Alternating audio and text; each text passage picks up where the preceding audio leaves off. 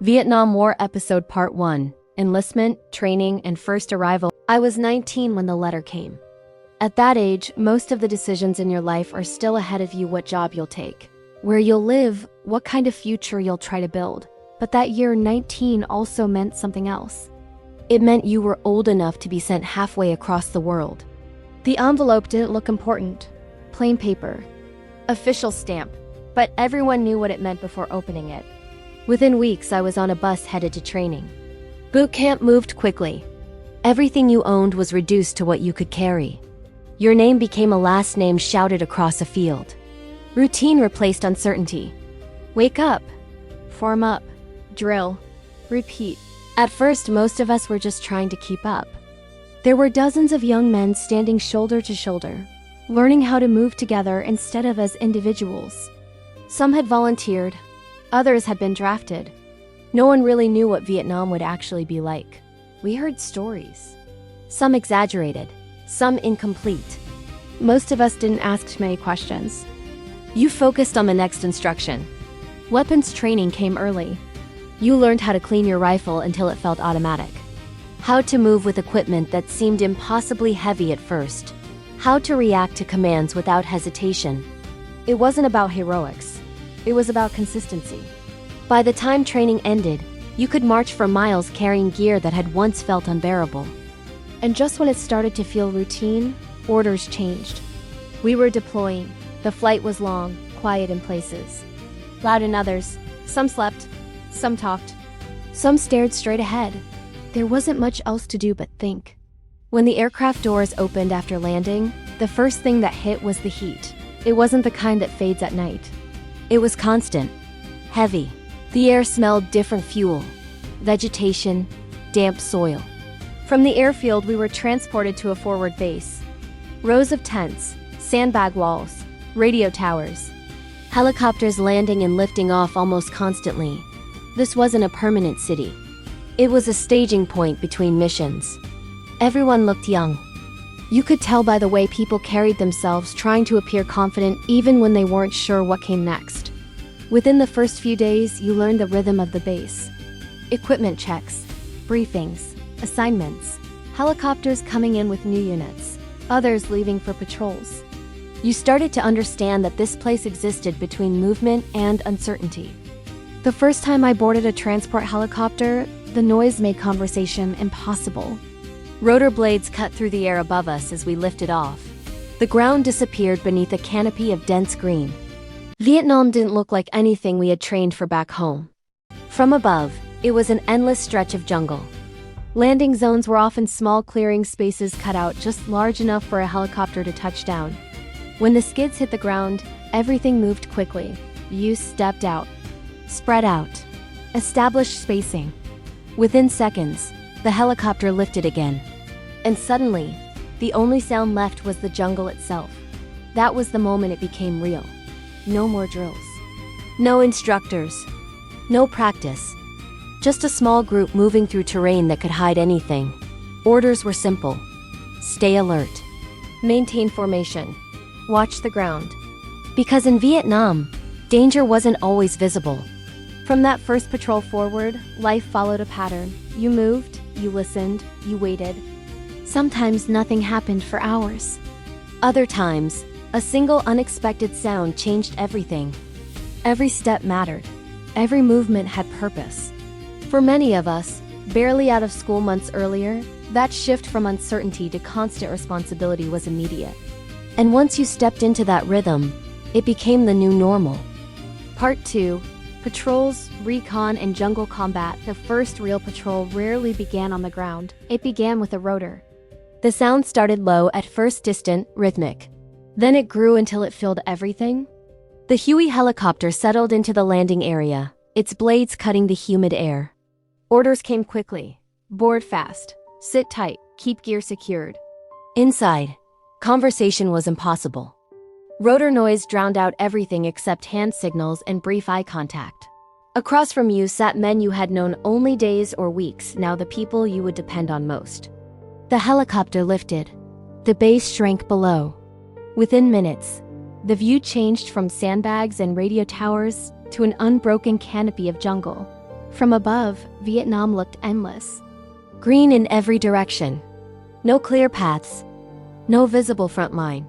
Just terrain that could conceal movement at any moment. As the helicopter approached the landing zone, tension increased. Landing zones were often small clearings cut out of dense vegetation. Sometimes they were secure. Sometimes they were not. The pilot hovered briefly before lowering. The moment the skids touched ground, everything moved fast. Troops stepped out in sequence. Spacing was established immediately. Weapons were ready, but movement stayed controlled. Within seconds, the helicopter lifted again, leaving behind only the sound of insects and distant wind. That silence was often the first real reminder that training had ended. Now it was about execution. From that point forward, patrols followed a deliberate pace. Movement through jungle terrain was slow. Visibility could drop to only a few meters. Every step was placed carefully. The ground itself could be dangerous. Hidden tripwires, concealed devices, disturbed soil that didn't match the surrounding terrain. Soldiers learned to read patterns, what belonged and what didn't. Silence could mean safety, or it could mean that something had changed nearby. Contact with opposing forces rarely appeared as a visible formation across open ground. Instead, engagement often began with sudden movement or unexpected sound. A branch snapping where no one should be. A brief flash of light. Then immediate reaction. Orders transmitted through radios. Units spreading out to reduce vulnerability. Return fire directed toward suspected positions. These moments were usually brief and disorienting. Coordination mattered more than speed. Helicopters remained a constant presence overhead. Gunships could be called if the situation escalated. Transport aircraft could reposition units or evacuate the wounded. Their ability to move forces quickly became one of the defining features of the conflict. What might have taken days of movement in earlier wars could now happen within minutes. Between engagements, most of the time was still spent moving. Long hours of walking, checking equipment, maintaining spacing, watching the terrain, waiting. The rhythm of patrol life involved extended periods where nothing happened, followed by seconds that required complete focus. For many soldiers, that contrast created constant tension. You were never fully relaxed. Even routine movement required attention. What made the difference was the people beside you. Trust developed quickly in that environment. You checked each other's gear, shared supplies, watched sectors of responsibility. Rank still mattered. Orders still mattered. But survival depended on coordination at the smallest level.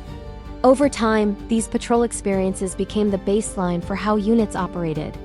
Lessons learned from earlier engagements, including major battles earlier in the war, shaped movement, communication, and response. Every insertion, every patrol, and every extraction followed procedures refined through experience. The jungle remained unpredictable, but the system around it became more structured. This was the reality for many units operating in Vietnam. Not constant large battles. Not clear front lines. Instead, a pattern of insertion, movement, contact, withdrawal, and repetition. A rhythm that defined daily life for soldiers on the ground. Part 3. Major engagements and escalation. After enough patrols, you started hearing the same place names over and over. Not rumors, briefings. Adrang, Hue, Khe Sanh. They weren't just points on a map. They were reminders that the war could shift from quiet movement to large-scale fighting without warning.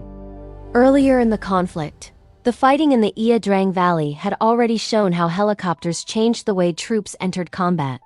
Units were inserted directly into contested terrains, sometimes landing within range of opposing forces. By the time later rotations arrived, those lessons shaped everything. Insert fast. Establish perimeter. Expect contact. Veterans who had been there described how quickly the situation could intensify, how a clearing that looked secure from the air could become a contested position within minutes. Those accounts circulated through units long after the battle itself ended. They affected how every landing zone was approached. As the war continued, the idea of predictable front lines faded even more. During the Tet Offensive, coordinated attacks occurred across multiple cities and bases at once. For soldiers on the ground, That meant places previously considered relatively secure could suddenly become active combat zones. Urban environments introduced new challenges. Visibility changed from dense vegetation to narrow streets and buildings. Movement slowed. Coordination between infantry, armor, and air support became critical. Reports from that period described how quickly control of neighborhoods could shift one block stable, the next contested. Even units stationed outside major cities felt the ripple effects. Operational plans changed. Reinforcements were redirected. The sense that any area could become active increased the overall tension across the theater. Another name that carried weight was Kisan. The base there endured prolonged pressure and depended heavily on aerial resupply. For soldiers listening to updates over the radio, it was an example of how logistics could become as decisive as firepower. Aircraft delivered supplies under difficult conditions. Positions were reinforced repeatedly.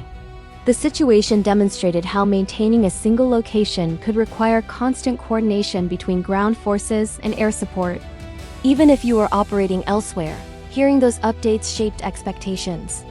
You understood that large engagements were not isolated moments, they influenced planning across the region. For those in the field, combat rarely followed a script. Contact might begin suddenly.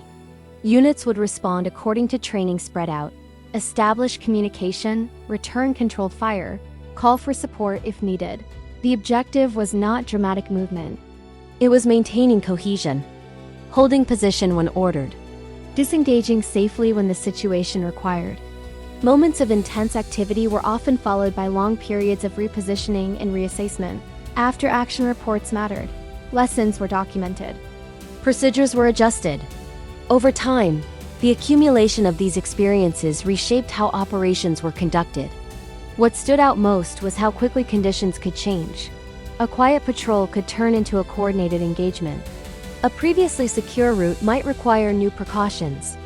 Information moved through radio traffic, briefings, and word of mouth between units. Everyone learned to expect variability. No two operations were identical. For the young soldiers who had arrived months earlier with limited context, these events gradually defined their understanding of the war. It wasn't a single continuous battle. It was a series of shifting situations, each requiring discipline, communication, and adaptation.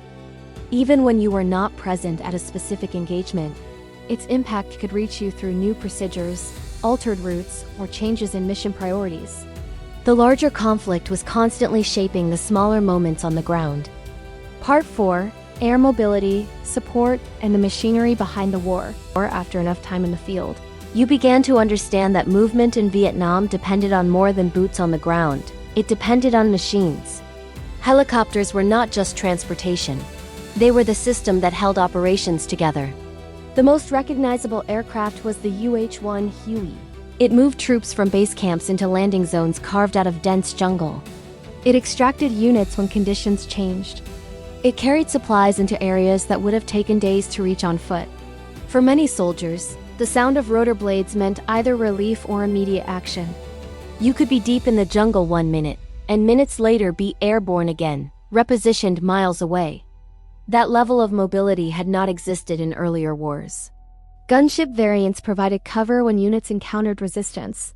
Circling overhead, they could monitor movement and support ground forces if necessary. Their presence often allowed patrols to disengage safely or stabilize a situation long enough to regroup. Air support was coordinated through radio communication. A single call could bring aircraft from nearby bases. That connection between ground units and air crews became one of the defining features of the conflict. Logistics also depended heavily on air transport. Remote bases required constant resupply. Food, ammunition, medical equipment, and replacement parts often arrived by aircraft rather than convoy. In areas like Khe Sanh, sustained aerial delivery allowed positions to remain operational under difficult conditions. Without that system, many locations would have been isolated. Medical evacuation procedures also relied on helicopters. When someone was injured, rapid transport increased the chances of survival. Dedicated evacuation crews were trained to land in confined or contested spaces, load casualties quickly, and return to field hospitals. The speed of that response was unlike earlier conflicts where evacuation could take hours or days. Beyond aircraft, communication networks connected units across large distances. Portable radios allowed patrols to stay in contact with command. Information moved quickly between units, enabling coordinated movement and response. Command posts tracked positions and adjusted plans based on incoming reports. This network reduced isolation even when operating far from base. Over time, soldiers in the field learned to trust that system. Helicopters overhead, voices on the radio, scheduled resupply. Those elements became part of the rhythm of operations. The war was not only defined by individual engagements, it was supported by an infrastructure designed to move people, information, and resources continuously. For many who served, the memory of Vietnam is inseparable from that sound, the steady pulse of rotor blades echoing across the jungle. It was the signal that movement was possible, that help was nearby, or that another mission was beginning. My rotation finally came, but it didn't feel dramatic. There was no big single moment that marked the end of my war. It was just orders, a date on a piece of paper, my name on a list. One day, I was packing up my gear in a humid camp, the air thick with the smell of canvas and earth. A few days later, I was on a flight, heading home. The journey back was quieter than I ever expected. There was no jungle canopy, no constant rotor noise from helicopters, just the steady, droning hum of an aircraft cabin. Some of the guys talked excitedly about what they would do first when they got back. Others, like me, said very little. After months of being in constant motion, of always being on alert, just sitting still felt strange, almost unnatural. Stepping back onto American soil was supposed to be the finish line, the moment everything was over. But it didn't feel finished. The environment around me had changed in an instant, but the expectations hadn't.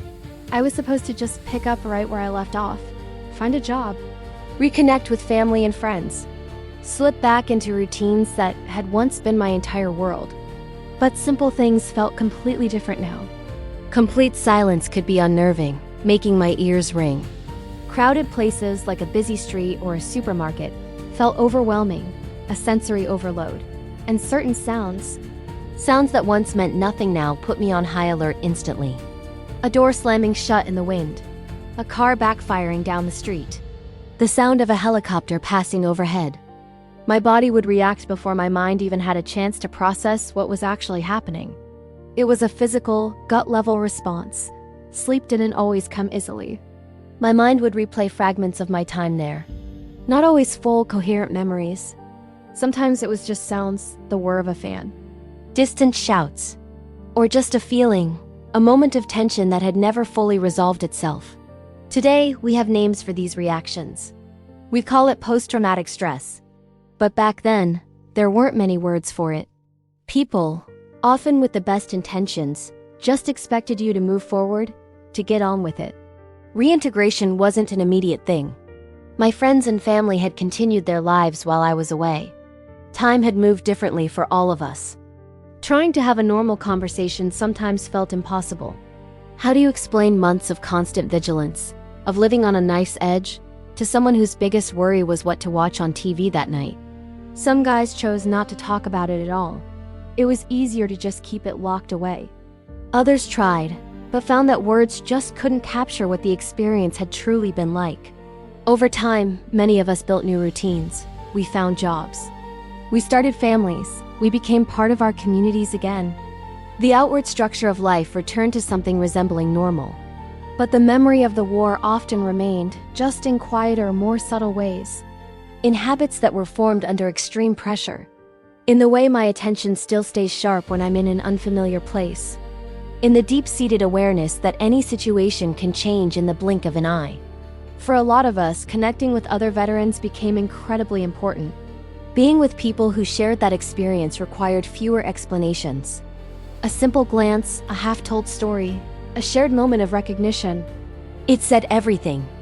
It provided a space to process events that were almost impossible to describe to anyone else. It was a language we all understood without needing a dictionary. Looking back now, after all these years, I don't remember the war as a series of specific events or battles. It's more like a collection of impressions. The oppressive heat, the constant noise, the feeling of always being on the move, the immense responsibility placed on my shoulders when I was just a teenager, and the slow dawning realization that the transition from a combat zone back to civilian life could be just as challenging in its own way as the deployment itself. History often records wars through dates, famous battles, and political outcomes. But for those of us who lived through it, the lasting impact was intensely personal. It wasn't always visible. It wasn't always something we talked about, but it was something we carried forward across the decades. Today, the conversations we have around veteran support, mental health, and long-term care are shaped by the lessons learned from conflicts like Vietnam. The recognition of stress, trauma, and the difficult process of adjustment has improved so much. But the experiences of that generation, my generation, remain a crucial part of the broader story. For that individual soldier, that kid who stepped onto a helicopter as a teenager, the war didn't just end on a specific day. It became a part of his memory, a part of his identity. It became a chapter in his life that shaped everything that came after. If you found this perspective valuable, please share your thoughts in the comments below, and let us know what you'd like to see next.